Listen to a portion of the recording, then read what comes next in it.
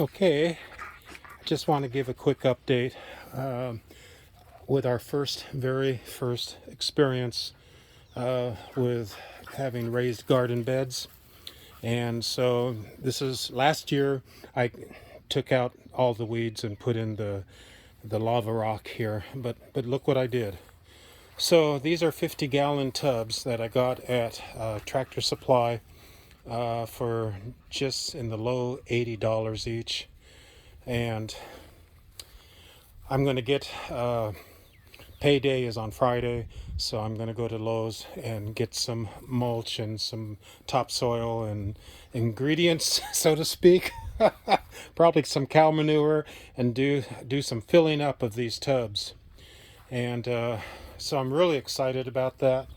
And also I did some, well, one for sure survived, just some cuttings from the blackberry bushes a month ago. One definitely survived. The other three there are pretty much, I don't know, still green.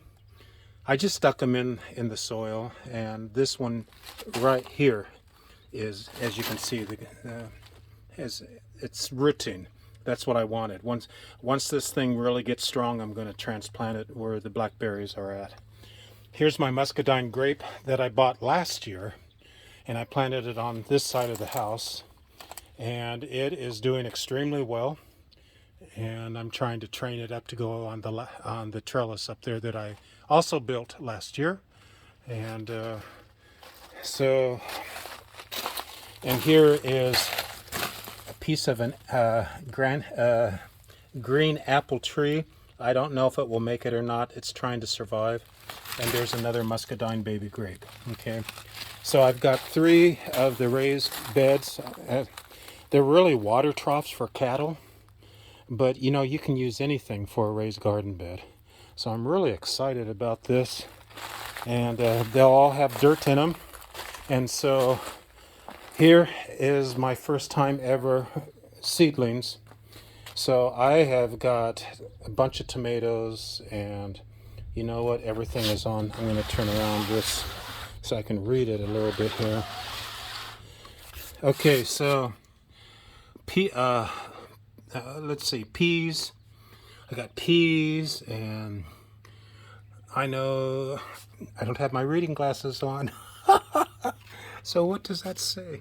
I can't. Anyway, I'll do it. I'll look at it later. I should have put my reading glasses on. Swiss chard came up. That's awesome. Some more.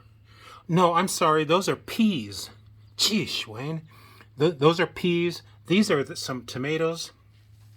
Swiss chard and more different type of tomato plants here. I got artichokes sprouting up, and I got some lettuce barely surviving. Squash I'm going to transplant today into another container because they got so big in this beginners thing that they're just, if I don't transplant them, they'll die. And here is some pepper plants right there. These are the red and the yellow and the green mixture type of peppers. And look at my cantaloupe. I got some cantaloupe coming up. I'm also going to be planting in the next week or so watermelon. Hopefully they'll be ready to put in the ground this coming late May or into June. Okay, so then going over here, one other garden bed that I'll do. We get lots of sun here, so that's going to be great. And then my other muscadine grape that was here but was growing wild, transplanted it, and it's loaded, just absolutely loaded with to be grapes. They don't grow like regular grapes. They I'll just have to wait until they get a little bit bigger, and I'll show you how it is. But this thing is loaded with grapes, and it's definitely up there on the trellis, and it's going like gangbusters up here and spreading out just like I wanted it to do. And it's intermingling with the other grapes. Ida came up to me last night when she got home from work, and she goes, "What in the world are we going to do when all these grapes are ready?" There's a ton of them, and there are a ton of these things. Look at this. Look at what's coming up, and they're everywhere. Look at this. Look at that. They're all up there. Everywhere a new branch comes out, more grapes are growing. Unbelievable. This is all here around the patio. There's even here on the growing up, you know, to the trellis, grapes coming out everywhere. It's like a disease, a delicious disease. And look, just loaded with grapes. These grapes here, I believe, are the Thompson seedless, and just a ton of grapes all along here.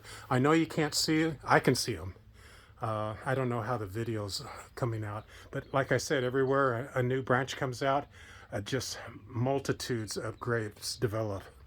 So, oh my gosh. So, and here is the Thompson, not the Thompson, but the blue concord grapes are mixing in here with some of the Thompson seedless.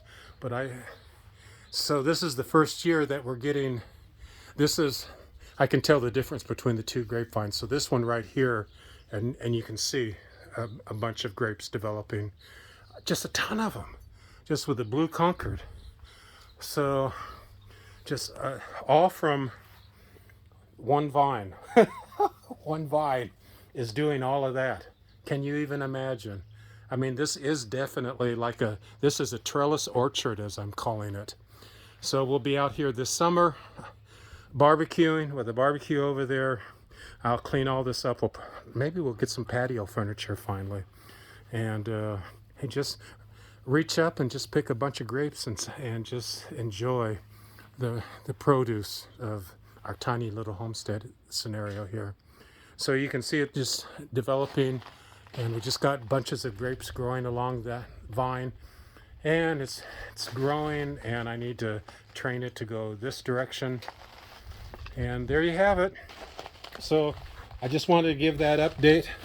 So I'm going to transplant. See, some of these peas right here, they're just getting way too big for being in this tiny little scenario here. So I have these that I bought last year. I never did anything with them. These here, I'm going to fill them up with dirt because you can see they're a little bit deeper, because I want to save those peas and let them get strong so I can transplant them into the raised garden bed.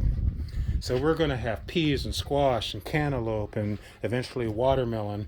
And late June, I'll be planting seeds for pumpkins for the fall. And whatever else can grow in the fall, I'll be planting more seeds. So that's it.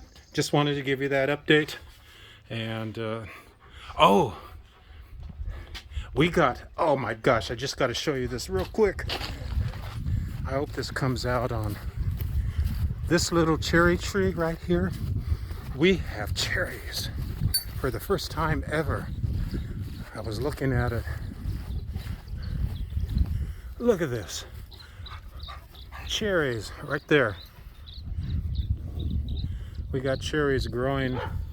I hope they stay. This is the first year ever on this little cherry tree.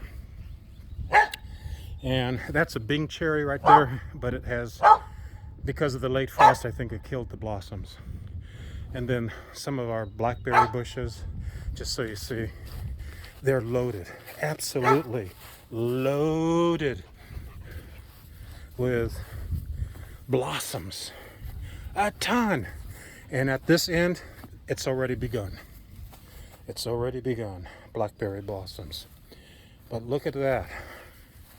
And then the same way over there at the other end of the property, blackberries and raspberries and blueberries. And none of my peach trees are developing. The late frost killed them again. But the trees themselves are doing really well. So peach tree, peach tree, peach tree, and a nectarine tree. They're all doing good. They'd all have fruit on them if it wasn't for the late frost. So that's it. Okay, take care. We love you. Bye-bye.